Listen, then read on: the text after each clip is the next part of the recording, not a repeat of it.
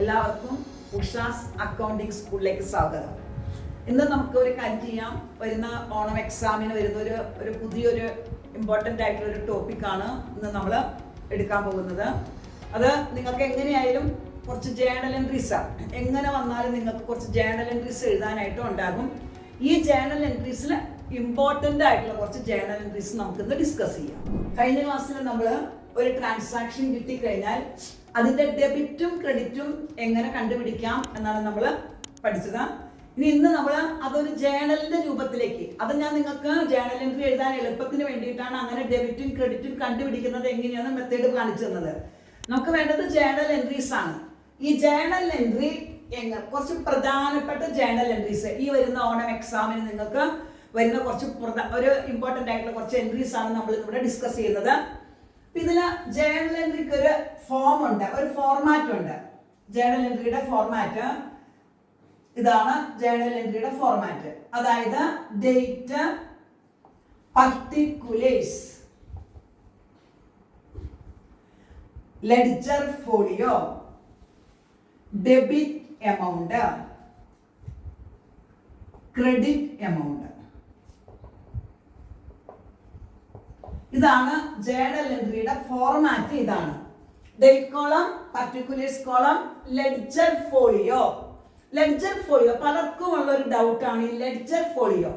Ledger folio എന്ന് പറഞ്ഞാൽ നമ്മൾ ബാങ്കിലൊക്കെ പോകുമ്പോൾ കാണാറുണ്ട്, വലിയ വലിയ തടിച്ച ബുക്കുകളൊക്കെ കാണാറില്ലേ?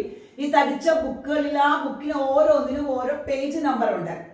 ആ പേജ് നമ്പർ ഇപ്പം നമ്മൾ അവിടെ ഒരു അക്കൗണ്ട് എടുത്താൽ നമ്മളുടെ ആ ബുക്കിൽ ഒരു LF നമ്പർ എന്ന് പറഞ്ഞ് എഴുതിയിട്ടുണ്ടാകും. ഏത് പേജിലാണ് നമ്മളുടെ അക്കൗണ്ട് വന്നിരിക്കുന്നത്, ഓപ്പൺ ചെയ്തിരിക്കുന്നത്, ആ പേജ് നമ്പർ ആണ് നമുക്ക് ആ ബുക്കിൽ നിന്ന് മനസ്സിലാക്കി എടുക്കുന്നത്.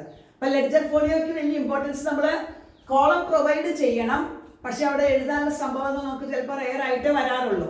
അപ്പൊ ലെഡ്ജർ ഫോളിയോ എന്ന് പറഞ്ഞാൽ അങ്ങനെ ഈ ബാങ്കിലൊക്കെ ഫോളോ ചെയ്യുന്ന ബുക്കുകളിലെ പേജ് നമ്പർ നമുക്ക് മനസ്സിലാക്കുന്ന ഒരു കോളമാണ് ലെഡ്ജർ ഫോളിയോ. പിന്നെ ഡെബിറ്റ് എമൗണ്ട്, ക്രെഡിറ്റ് എമൗണ്ട്, അങ്ങനെ എമൗണ്ടിന് വേണ്ടിയിട്ട് 2 കോളം. ഇതാണ് ജേണൽ എൻട്രിയുടെ ഫോർമാറ്റ്. അപ്പോൾ ഈ വരുന്ന എക്സാമിന് വരുന്ന കുറച്ച് പ്രധാനപ്പെട്ട ട്രാൻസാക്ഷൻസ് നിങ്ങൾക്ക് എങ്ങനെ വന്നാലും ഫസ്റ്റ് ട്രാൻസാക്ഷൻസ് എപ്പോഴും ക്വസ്റ്റ്യൻ ജേണൽ എൻട്രി എഴുതാൻ വരുമ്പോൾ നിങ്ങൾക്ക് തരുന്ന ആദ്യത്തെ ക്വസ്റ്റ്യൻ എപ്പോഴും സെന്റൻസ് എപ്പോഴും സ്റ്റാർട്ടഡ് ബിസിനസ് വിത്ത് റുപ്പീസ് എന്ന് പറഞ്ഞൊരു ട്രാൻസാക്ഷൻ ആയിരിക്കും.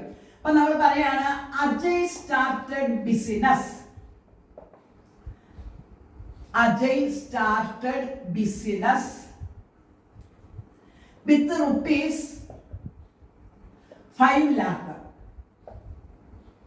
ഇതാണ് നമുക്ക് തന്നേക്കുന്ന ഫസ്റ്റ് ട്രാൻസാക്ഷൻ. എപ്പോഴും ഒരു ബിസിനസ് സ്റ്റാർട്ട് ചെയ്യണമെങ്കിൽ നമുക്കറിയാം ക്യാപിറ്റൽ വേണം. ക്യാപിറ്റൽ ക്യാഷ് ആയിട്ട് ക്യാപിറ്റൽ കൊണ്ടുവരാം, അതല്ലെങ്കിൽ ബിൽഡിംഗ് ആയിട്ട് കൊണ്ടുവരാം, ഫർണിച്ചർ ആയിട്ടാകാം, ഏതെങ്കിലും എനി അസറ്റ്സ് ആയിട്ട് വേണമെങ്കിൽ അങ്ങനെ കൊണ്ടുവരാം. അപ്പൊ ക്യാഷ് ആയിട്ടാണ് കൊണ്ടുവരുന്നതെങ്കിൽ ബിസിനസ്സിലേക്ക് എന്ത് വരുന്നുവോ അത് ഡെബിറ്റ് എന്ന് നമ്മൾ കഴിഞ്ഞ ക്ലാസ്സിൽ പറഞ്ഞിരുന്നു. അപ്പൊ ഇവിടെ ബിസിനസ്സിലേക്ക് കൊണ്ടുവന്നിരിക്കുന്നത് 5 lakh rupees ആണ്. അപ്പൊ ബിസിനസ്സിലേക്ക് വന്നിരിക്കുന്നത് ക്യാഷ് ആണ്. അപ്പൊ നമ്മൾ എന്ത് ചെയ്യണം? ബിസിനസ്സിലേക്ക് വരുന്നതിനെ നമ്മൾ ഡെബിറ്റ് ചെയ്യണം. അപ്പൊ നമ്മൾ ജേണൽ എൻട്രിയുടെ ഫോർമാറ്റിൽ എഴുതുമ്പോൾ നമ്മൾ എഴുതും ക്യാഷ് അക്കൗണ്ട് ഡെപ്റ്റർ. ഡെപ്റ്റർ എന്നുള്ളത് DR കൊണ്ടാണ് സൂചിപ്പിക്കുന്നത്. ക്യാഷ് അക്കൗണ്ട് ഡെപ്റ്റർ എന്ന് പറഞ്ഞ ഡെബിറ്റ് കോളത്തിൽ നമ്മൾ എമൗണ്ട് എഴുതാം rupees 5 lakh. ഇനി ക്രെഡിറ്റ് കൊടുക്കുന്നത് ആരാ? ബിസിനസ് സ്റ്റാർട്ട് ചെയ്തേക്കണേ Ajay. Ajay is the giver. ബിസിനസ്സിലേക്ക് പണം കൊണ്ടുവന്നിരിക്കുന്ന വ്യക്തി അജയ് ആണ്. ഗിവറിനെ നമ്മൾ എപ്പോഴും ക്രെഡിറ്റ് ചെയ്യണം. അപ്പൊ ഗിവർ അജയ് ആയതുകൊണ്ട് നമ്മൾ അജയിന് നമ്മൾ ക്രെഡിറ്റ് ചെയ്യണം. ക്രെഡിറ്റ് ചെയ്യുമ്പോൾ ക്രെഡിറ്റ് എപ്പോഴും ഇതിൽ നിന്ന് അല്പം നീക്കി റൈറ്റ് സൈഡിലേക്ക് മാറ്റി നമ്മൾ എഴുതും. ടു ചേർത്തിട്ടാണ് എപ്പോഴും നമ്മൾ എഴുതുന്നത് ടു അജയ്സ് ക്യാപിറ്റൽ. പേര് തന്നാൽ പേര് എഴുതാം, ഇല്ലെങ്കിൽ പേര് എഴുതണ്ട, ക്യാപിറ്റൽ എന്ന് മാത്രം എഴുതിയാൽ മതി. എന്നിട്ട് അതിന്റെ നേരെ വരണം, അതിന്റെ നേരെ ക്രെഡിറ്റ് കോളത്തിന്. അപ്പോഴേ നമുക്ക് അക്കൗണ്ടിങ് എന്ന് പറയുമ്പോൾ ഒരു നീറ്റ്നെസ് വേണം. ആ നീറ്റ്നെസ് നമുക്ക് പേപ്പർ നോക്കുമ്പോൾ, അപ്പൊ നിങ്ങൾ ബോർഡ് എക്സാം ഒക്കെ എഴുതുമ്പോൾ ആ പേപ്പർ വാല്യൂഷൻ നടത്തുന്ന സമയത്ത് ആ നീറ്റ്നെസ് അവർക്ക് ഫീൽ ചെയ്താൽ നമുക്ക് എവിടെയെങ്കിലും ചെറിയ മിസ്റ്റേക്ക് വന്നാലും നമുക്ക് മാർക്ക് കിട്ടും. നല്ല വൃത്തിയിൽ എഴുതാൻ പഠിക്കണം സ്റ്റാർട്ടിങ് മുതലേ. അപ്പൊ അജയ്സ് ക്യാപിറ്റൽ അതാണ് നമ്മൾ ക്രെഡിറ്റിൽ എഴുതിയത്. അപ്പൊ ബിസിനസ് ആരംഭിച്ചു എന്നായിരിക്കും മക്കൾക്ക് തരുന്ന ഫസ്റ്റ് സെന്റൻസ്. ഒട്ടുമിക്കവാറും 90% നിങ്ങളുടെ ക്വസ്റ്റ്യൻ പേപ്പറിൽ ആദ്യത്തെ സെന്റൻസ് അതായിരിക്കും. ബിസിനസ് സ്റ്റാർട്ട് ചെയ്തു. അപ്പൊ cash account debtor to Ajay's capital.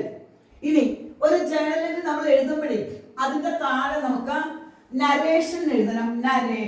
Narration എന്താണെന്നൊക്കെ ചോദിക്കാം കേട്ടോ. ഈ ഓണം എക്സാമിൽ ചിലപ്പോൾ മക്കൾക്ക് വരുന്ന ഒരു ക്വസ്റ്റ്യൻ നരേഷൻ എന്താണെന്നായിരിക്കാം.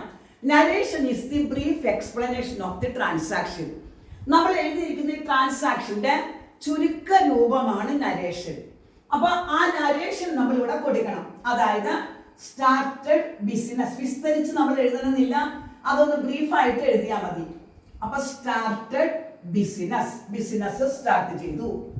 അതാണ് ഫസ്റ്റ് ട്രാൻസാക്ഷൻ. സെക്കൻഡ് വൺ, ഇത് കഴിഞ്ഞാൽ നിങ്ങൾക്ക് മിക്കവാറും വരുന്ന അടുത്ത ട്രാൻസാക്ഷൻ എപ്പോഴും ഇതായിരിക്കും. Open A bank account. Open A bank account ₹2 lakh എന്ന് പറഞ്ഞാൽ ഈ ബിസിനസ്സിലേക്ക് കൊണ്ടുവരുന്ന പണം അപ്പൊ തന്നെ മൊത്തത്തിൽ അങ്ങോട്ട് തീർക്കില്ല. ബിസിനസ് എപ്പോഴും എന്ത് ചെയ്യും, കുറച്ച് പണം ബാങ്കിൽ ഡെപ്പോസിറ്റ് ചെയ്യും. അതായത് പണത്തിന് ആവശ്യമൊക്കെ വരുമ്പോൾ അവർക്ക് അതിൽ നിന്ന് എടുക്കാൻ വേണ്ടിയിട്ട്. അപ്പൊ അങ്ങനെ ഈ ബിസിനസ്സും ഒരു 2 ലക്ഷം രൂപ ബാങ്കിൽ ഡെപ്പോസിറ്റ് ചെയ്തേക്കാണ്. അപ്പൊ നമുക്ക് ഓപ്പൺ എ ബാങ്ക് എന്ന് പറയാം, അതല്ലെങ്കിൽ ഡെപ്പോസിറ്റഡ് ഇൻ ടു ബാങ്ക് എന്ന് പറയാം. രണ്ടും ഒന്ന് തന്നെയാണ്. ബാങ്കിൽ ഡെപ്പോസിറ്റ് ചെയ്തേക്കാണ്. അപ്പൊ ബാങ്കിൽ ഡെപ്പോസിറ്റ് ചെയ്തു അല്ലെങ്കിൽ ബാങ്കിൽ അക്കൗണ്ട് തുടങ്ങി എന്ന് പറഞ്ഞാൽ ബാങ്ക് ഈസ് ദ റിസീവർ. നമ്മൾ കഴിഞ്ഞ ദിവസം ജേർണൽ എൻട്രിയുടെ റൂൾസ് പഠിച്ചതാണ്. ബാങ്ക് അവിടെ പണം സ്വീകരിക്കുന്ന ആളാണ്. അപ്പൊ ബാങ്ക് ഈസ് ദ റിസീവർ. ബാങ്കിനെ നമ്മൾ ഡെബിറ്റ് ചെയ്യേണ്ടി വരും. ബാങ്ക് അവിടെ റിസീവ് ചെയ്യാറ്. ബാങ്ക് പേഴ്സണൽ അക്കൗണ്ട് ആണ്. അതെപ്പോഴും ഡൗട്ട് വരുന്ന ഒരു കാര്യമാണ് കുട്ടികൾക്ക്. ബാങ്ക് പേഴ്സണൽ അക്കൗണ്ട് ആണ് കേട്ടോ. റിയൽ അക്കൗണ്ടിലല്ല ബാങ്ക് വരുന്നത്. മിക്കവാറും കുട്ടികൾക്ക് എപ്പോഴും തെറ്റുന്നതാണ്. ബാങ്ക് റിയൽ അക്കൗണ്ട് ആയിട്ടൊക്കെ എഴുതും. ബാങ്ക് പേഴ്സണൽ അക്കൗണ്ട് ആണ്. അപ്പൊ പേഴ്സണൽ അക്കൗണ്ടിന്റെ റൂൾസ് അനുസരിച്ച് റിസീവറെ നമ്മൾ ഡെബിറ്റ് ചെയ്യണം. അപ്പൊ ബാങ്ക് റിസീവർ ആയതുകൊണ്ട് നമ്മൾ ബാങ്കിനെ ഡെബിറ്റ് ചെയ്യാണ്. Bank account debtor. ഇനി ക്രെഡിറ്റ് ആർക്ക് കൊടുക്കും? ബിസിനസ്. ഇതിലെന്താ 2 ഐറ്റം വന്നിരിക്കുന്നത്? നമ്മൾ പഠിച്ച പോലെ 2 ഐറ്റം നോക്കാം. ബാങ്കും ക്യാഷും. ഈ 2 lakh rupees അതായത് ക്യാഷ്, ഇതാണ് 2 ഐറ്റം. ബാങ്ക് പേഴ്സണൽ അക്കൗണ്ട് ആണ്, അതിന്റെ റിസീവർ ആണ് ബാങ്ക്. അതുകൊണ്ട് നമ്മൾ ബാങ്കിനെ ഡെബിറ്റ് ചെയ്തു. ക്യാഷ് റിയൽ അക്കൗണ്ട് ആണ്. റിയൽ അക്കൗണ്ടിന്റെ റൂൾസ് അനുസരിച്ച് ക്യാഷ് ഗോസ് ഔട്ട്. ബിസിനസ്സിൽ നിന്നും ക്യാഷ് പോകുന്നത് നമ്മൾ ക്രെഡിറ്റ് ആണ് ചെയ്യുന്നത്. അതുകൊണ്ട് നമ്മൾ ടു ക്യാഷ് എന്ന് നമ്മൾ എഴുതും. ക്യാഷ് അക്കൗണ്ട് എന്ന് എഴുതാം, അക്കൗണ്ട് എന്ന് എഴുതില്ല എന്നോർത്തൊന്നും മാർക്ക് കുറയ്ക്കില്ല. ടു ക്യാഷ് എന്ന് മാത്രം എഴുതിയാലും മതി. മറ്റേ എമൗണ്ട് എഴുതുമ്പോൾ ഡെബിറ്റിന്റെ നേരെ നമ്മൾ ഡെബിറ്റ് കോളത്തിൽ എമൗണ്ട് എഴുതാം, ക്രെഡിറ്റിന്റെ നേരെ ക്രെഡിറ്റ് കോളത്തിലും എമൗണ്ട് എഴുതാം. 2 lakh rupees. ഇപ്പൊ ബിസിനസ്സിൽ നിന്ന് 2 ലക്ഷം രൂപ ബാങ്കിലേക്ക് പോയി, ബാങ്കിൽ ഡെപ്പോസിറ്റ് ചെയ്തു. ഇനി മിക്കവാറും മക്കൾക്ക് തരുന്ന അടുത്ത ട്രാൻസാക്ഷൻ ബോട്ട് അല്ലെങ്കിൽ പർച്ചേസ്. ബോട്ട് എന്ന് വെച്ചാൽ പർച്ചേസിനാണ് കേട്ടോ, വാങ്ങിച്ചു. ബോട്ട് ഫർണിച്ചർ എന്നാണ് പറഞ്ഞേക്കണെന്ന് വെച്ചോ. Boat furniture ₹1 lakh. 1 ലക്ഷം രൂപയ്ക്ക് ഇപ്പൊ ബിസിനസ്സിലേക്ക് കൊണ്ടുവന്ന പണത്തിൽ നിന്ന് 1 ലക്ഷം രൂപ എടുത്തവർ ബിസിനസ്സിലേക്ക് വേണ്ട കുറെ ഫർണിച്ചർ മേടിക്കാണ്. ഇപ്പൊ ബോട്ട് എന്ന് വെച്ചാൽ പർച്ചേസ് എന്നാണ് മീനിങ്. പർച്ചേസ്ഡ് ഫർണിച്ചർ വാങ്ങിച്ചു. അപ്പൊ ഈ ഫർണിച്ചർ വാങ്ങിച്ചു എന്ന് പറയുമ്പോ എൻട്രി എങ്ങനെ വരും? ബിസിനസ്സിലേക്ക് ഫർണിച്ചർ വന്നു. അപ്പൊ നമ്മൾ ഫർണിച്ചർ നമ്മൾ ഡെബിറ്റ് ചെയ്യും. കാരണം എന്താ? ഫർണിച്ചർ റിയൽ അക്കൗണ്ട് ആണ്. റിയൽ അക്കൗണ്ടിന്റെ റൂൾസ് അനുസരിച്ച് ബിസിനസ്സിലേക്ക് വരുന്നതിനെ നമ്മൾ ഡെബിറ്റ് ചെയ്യണം. അപ്പൊ നമ്മൾ ഫർണിച്ചറെ ഡെബിറ്റ് ചെയ്തു. ബിസിനസ്സിൽ നിന്ന് എന്താ പോയത്? ഈ ഫർണിച്ചർ മേടിക്കാൻ വേണ്ടി നമ്മൾ 1 lakh rupees കൊടുത്തു. അപ്പൊ ആ 1 ലക്ഷം രൂപ ബിസിനസ്സിൽ നിന്ന് പോയി. ക്യാഷ് അത്രയും പോയി. ക്യാഷും റിയൽ അക്കൗണ്ട് ആണ്. റിയൽ അക്കൗണ്ടിന്റെ റൂൾസ് അനുസരിച്ച് ബിസിനസ്സിൽ നിന്ന് പോകുന്നത് നമ്മൾ ക്രെഡിറ്റ് ചെയ്യണം. അപ്പൊ അങ്ങനെ വരുമ്പോൾ നമ്മൾ ക്രെഡിറ്റ് ടു ക്യാഷ് ക്രെഡിറ്റ് ചെയ്തു. മറ്റേ എമൗണ്ട് നമ്മൾ ഡെബിറ്റിന്റെ നേരെ നമ്മൾ ഡെബിറ്റ് കോളത്തിൽ എമൗണ്ട് എഴുതാം, ക്രെഡിറ്റിന്റെ നേരെ നമ്മൾ ക്രെഡിറ്റ് കോളത്തിലും എമൗണ്ട് എഴുതാം. ഇതിന്റെ നരേഷൻ ഞാൻ എഴുതിയില്ല, വിട്ടുപോയി. നരേഷൻ നമുക്ക് എഴുതുമ്പോഴേ ഇത് അതുപോലെ തന്നെ അങ്ങോട്ട് എഴുതിയാൽ മതി. മക്കൾക്ക് കൺഫ്യൂഷൻ വന്നാൽ തന്നിരിക്കുന്ന സെന്റൻസ് അതുപോലെ തന്നെ അങ്ങ് എഴുതാം. അപ്പൊ ഇവിടെ നമുക്ക് ഓപ്പൺ എ ബാങ്ക് അക്കൗണ്ട് എന്ന് എഴുതിയാൽ മതി. ഇനി തേർഡ് വണ്ണിന്റെ നരേഷൻ എന്ത് എഴുതാം? ബോട്ട് ഫർണിച്ചർ അല്ലെങ്കിൽ പർച്ചേസ്ഡ് ഫർണിച്ചർ. അതിന്റെ ഒരു ബ്രീഫ് ആയിട്ടുള്ള രൂപത്തിൽ എഴുതണം, അത്രേ ഉള്ളൂ. ഇനി നിങ്ങൾക്കത് ചുരുക്കി എഴുതാൻ അറിയില്ലെങ്കിൽ തന്നിരിക്കുന്ന സെന്റൻസ് അതുപോലെ തന്നെ എഴുതിയാലും കുഴപ്പമില്ല, മാർക്കൊന്നും കുറയ്ക്കില്ല കേട്ടോ. അപ്പൊ അതാണ് തേർഡ് ട്രാൻസാക്ഷൻസ്. ഇനി അടുത്തത്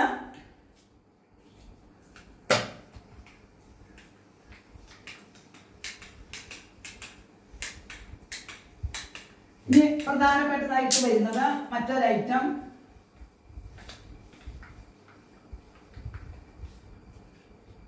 മെഷീനറി മേടിച്ചു. ബിസിനസ്സിലേക്ക് മെഷീനറി മേടിക്കാണ്. അപ്പൊ നമ്മളോട് മെഷീനറി പർച്ചേസ് ചെയ്തു എന്നാണ് നമ്മളോട് പറയുന്നതെങ്കിൽ ബിസിനസ്സിലേക്ക് മെഷീനറി വന്നു. അപ്പൊ നമ്മൾ എന്ത് എഴുതാം? മെഷീനറി നമ്മൾ ഡെബിറ്റ് ചെയ്യും. മെഷീനറി ബിസിനസ്സിലേക്ക് വന്നു. അപ്പൊ നമ്മള് machinery account debtor to cash എന്ന് പറഞ്ഞ് അതിന്റെ എമൗണ്ട് എഴുതും. ഇനി എപ്പോഴും കുട്ടികൾക്ക് കൺഫ്യൂഷൻ ഉണ്ടാക്കുന്ന ഒരു ട്രാൻസാക്ഷൻ ആണ് ഞാൻ പറയാൻ പോകുന്നത്. അതായത് ഇപ്പൊ നമുക്ക് തരുന്ന ക്വസ്റ്റ്യനില് പർച്ചേസ്ഡ് ഗുഡ്സ് എന്നാണ് പറഞ്ഞിരിക്കുന്നത്. പർച്ചേസ്ഡ് ഗുഡ്സ് പർച്ചേസ് ചെയ്തു. ഈ ഗുഡ്സ് എന്താണ് ആദ്യം നമ്മൾ മനസ്സിലാക്കണം. പർച്ചേസ്ഡ് ഗുഡ്സ് പർച്ചേസ് ചെയ്തു എന്ന് പറഞ്ഞാൽ ഈ ഗുഡ്സ് എന്ന് പറയുന്നത് റീസെയിലാണ്. ഒരു ബിസിനസ്സിലേക്ക് ഉപയോഗിക്കാൻ വേണ്ടിയിട്ടല്ല ഈ ഗുഡ്സ് വാങ്ങിക്കുന്നത്. എന്തിനു വേണ്ടിയിട്ടാ? അവർക്ക് സ്ഥിരമായിട്ട് ഉപയോഗിക്കാനല്ല, അത് ലാഭം എടുത്തുകൊണ്ട് അവർക്ക് വിൽക്കണം.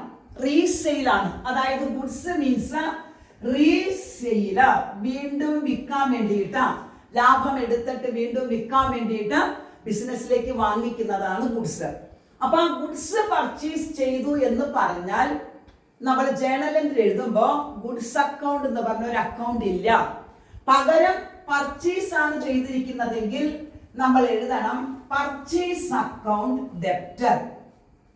Purchase account debtor to cash. Ready ക്യാഷിനാണ് വാങ്ങിച്ചിരിക്കുന്നതെങ്കിൽ നമ്മൾ എഴുതും purchase account debtor to cash എന്ന് എഴുതും. ഇനി വാങ്ങിച്ചിരിക്കുന്നത് ക്രെഡിറ്റിനാണെങ്കിൽ നമ്മൾ പറയാണ് പർച്ചേസ്ഡ് ഗുഡ്സ് ഫ്രം അരുൺ. അരുണിൽ നിന്നും പർച്ചേസ് ചെയ്തു എന്നാണ് പറഞ്ഞിരിക്കുന്നത്. പിന്നെ എപ്പോഴും വരുന്ന വേറൊരു ഡൗട്ട് ഞാൻ പറയാണ്, എപ്പോഴും കുട്ടികൾക്ക് ഉണ്ടാകുന്ന മറ്റൊരു ഡൗട്ടാണ്, എൻ്റെ അടുത്ത് എപ്പോഴും കുട്ടികൾ ചോദിക്കാറുള്ള ഒരു കാര്യമാണ്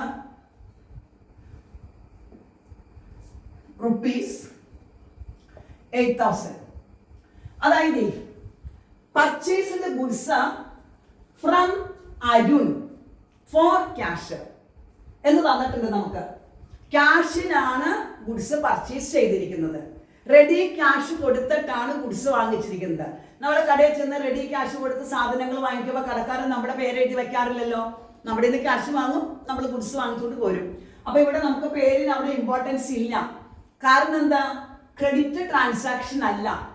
പേര് മാത്രം ഉണ്ടെങ്കിൽ ക്രെഡിറ്റ് ആയേനെ. അത് കഴിഞ്ഞിട്ട് നമുക്ക് ഫോർ ക്യാഷ് കൂടി തന്നിട്ടുണ്ട്. അപ്പൊ നമ്മൾ ട്രാൻസാക്ഷൻ എഴുതുമ്പോൾ എന്ത് എഴുതാം? Purchase account debtor. ഗുഡ്സ് ആണ് വാങ്ങിച്ചിരിക്കുന്നത്. അപ്പൊ ഇവിടെ പർച്ചേസ് എന്ന് എഴുതാം. Purchase account debtor to cash എന്ന് എഴുതാം. To cash. റെഡി ക്യാഷിനാണ് ഗുഡ്സ് വാങ്ങിച്ചിരിക്കുന്നത്. അപ്പൊ നമ്മൾ purchase account debtor to cash എന്ന് എഴുതും. ഈ ട്രാൻസാക്ഷൻ തന്നെ നമുക്ക് തന്നിട്ടുള്ളതില് പർച്ചേസ്ഡ് ഗുഡ്സ് ഫ്രം അരുൺ എന്ന് തന്നിട്ട് ഫോർ ക്യാഷ് ഇല്ല. ഫോർ ക്യാഷ് ഇല്ല. Purchased goods from Arun. അരുണിൽ നിന്ന് ഗുഡ്സ് വാങ്ങിച്ചു ₹8,000. അപ്പൊ നമ്മൾ എന്ത് എഴുതും? ഇതും എൻ്റെ അടുത്ത് പലപ്പോഴും കുട്ടികൾ ഡൗട്ട് ചോദിക്കാറുണ്ട്, മിസ്സേ ഇവിടെ എമൗണ്ട് നമുക്ക് തന്നേക്കല്ലേ, പിന്നെ എന്താ നമ്മള് ക്യാഷ് എഴുതാത്തതെന്ന്.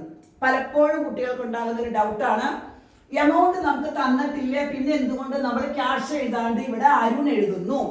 എന്തുകൊണ്ടാ? നമ്മളൊരു സാധനം കടം വാങ്ങിക്കുമ്പോൾ ആ വാങ്ങിക്കുന്ന സാധനത്തിന് ഒരു വാല്യൂ ഉണ്ടല്ലോ. ആ വാല്യൂ ആണ് നമുക്കിവിടെ പറഞ്ഞിരിക്കുന്ന 8,000. അതല്ലാതെ റെഡി ക്യാഷ് കൊടുത്തു എന്നല്ല പറഞ്ഞേക്കണേ. 8,000 രൂപയുടെ സാധനം അരുണിൽ നിന്നും വാങ്ങിച്ചു എന്നാണ് പറഞ്ഞിട്ടുള്ളൂ. അപ്പൊ കടമായിട്ടുള്ള ക്രെഡിറ്റ് ട്രാൻസാക്ഷൻ ആണ് ഈ തന്നിരിക്കുന്നത്. അതിന്റെ വാല്യൂ ആണ് കേട്ടോ. ഒരിക്കലും അത് ക്യാഷ് ആയിട്ട് നമ്മൾ എഴുതില്ല. കാരണം ഫോർ ക്യാഷ് ഇല്ലാത്ത കേസാണ് കേട്ടോ പറയുന്നത്. കാരണം എന്താ? അത് അതിന്റെ വാല്യൂ ആണ്. നമ്മൾ കടം മേടിച്ച സാധനത്തിന്റെ വിലയാണ് ആ തന്നിരിക്കുന്നത്. അങ്ങനെ വരുന്ന കേസിൽ നമ്മൾ എന്ത് എഴുതണം? Purchase account debtor to Arun എന്ന് എഴുതണം. Purchase account debtor to Arun. Amount എഴുതുന്ന രീതി മനസ്സിലായതല്ലേ? ഡെബിറ്റിൽ എഴുതാം, ക്രെഡിറ്റിൽ എഴുതാം. നരേഷൻ തന്നിരിക്കുന്ന ട്രാൻസാക്ഷൻ അതുപോലെ തന്നെ നമ്മൾ കൊടുത്താൽ മതി. നിങ്ങൾക്ക് അത് ചെറുതാക്കി എഴുതാൻ അറിയാമെന്നുണ്ടെങ്കിൽ ചെറുതാക്കി എഴുതിക്കോളൂ. ഇല്ല അതുപോലെ തന്നെ എഴുതി നോർത്ത് നിങ്ങൾക്ക് ഒരു മാർക്കും കുറയ്ക്കില്ല. അപ്പോൾ ഇതാണ് നമുക്ക് പർച്ചേസിൽ വരുന്ന മെയിൻ ആയിട്ടുള്ള ഐറ്റംസ് എന്ന് പറഞ്ഞാൽ, പർച്ചേസ് വരുമ്പോൾ പർച്ചേസ് ചെയ്തേക്കേണ്ട ക്യാഷിനാകാം, അത് ക്രെഡിറ്റിനാകാം. അപ്പൊ നമുക്ക് പേര് തന്നിട്ട് ഫോർ ക്യാഷ് വരാം, ഫോർ ക്യാഷ് ഇല്ലാതെ പേര് വരാം. അപ്പൊ മക്കൾ ശ്രദ്ധിക്കേണ്ട എന്താ, ഗുഡ്സ് എന്ന് പറഞ്ഞാൽ ഗുഡ്സ് എന്ന് പറഞ്ഞ ഒരു അക്കൗണ്ട് ഇല്ല. പകരം പർച്ചേസ് ചെയ്യുമ്പോൾ നമ്മൾ അതിന് പർച്ചേസ് അക്കൗണ്ട് എന്നാണ് എഴുതുന്നത്. ഗുഡ്സ് പർച്ചേസ് ചെയ്യുമ്പോൾ പർച്ചേസ് അക്കൗണ്ട്. ഇനി നമ്മൾ മെഷീനറി ആണ് പർച്ചേസ് ചെയ്യണമെങ്കിലോ, മെഷീനറി ഒരു ഫിക്സഡ് അസറ്റ് ആണ് എന്ന് പറഞ്ഞാൽ ആ സ്ഥാപനത്തിൽ സ്ഥിരമായിട്ട് ഉപയോഗിക്കാൻ വേണ്ടിയിട്ടാണ് മെഷീനറി വാങ്ങിച്ചിരിക്കുന്നത്. അപ്പൊ നമ്മൾ മെഷീനറി നമ്മൾ ഡെബിറ്റ് ചെയ്യേണ്ടി വരും. അപ്പൊ നമ്മൾ പർച്ചേസ് മക്കൾ എഴുതിയാൽ മാർക്ക് കിട്ടില്ല. മെഷീനറി പർച്ചേസ് ചെയ്ത, ഫർണിച്ചർ പർച്ചേസ് ചെയ്തു എന്ന് പറഞ്ഞാൽ, ബിൽഡിംഗ് പർച്ചേസ് ചെയ്തു എന്നൊക്കെ പറഞ്ഞാൽ ആ അസറ്റിന്റെ പേര് എഴുതിയാലേ നിങ്ങൾക്ക് മാർക്ക് കിട്ടുള്ളൂ. ഗുഡ്സിന്റെ കേസിൽ മാത്രമേ നമ്മൾ പർച്ചേസ് അക്കൗണ്ടിൽ കാണിക്കാവൂ. ഫിക്സഡ് അസറ്റ് വാങ്ങിച്ച് ആ അസറ്റിന്റെ പേര് തന്നെ കൊടുത്തോളാം. ഇനി നമുക്ക് സെയിൽസ് നോക്കാം. അതായത് സോൾഡ് ഫർണിച്ചർ,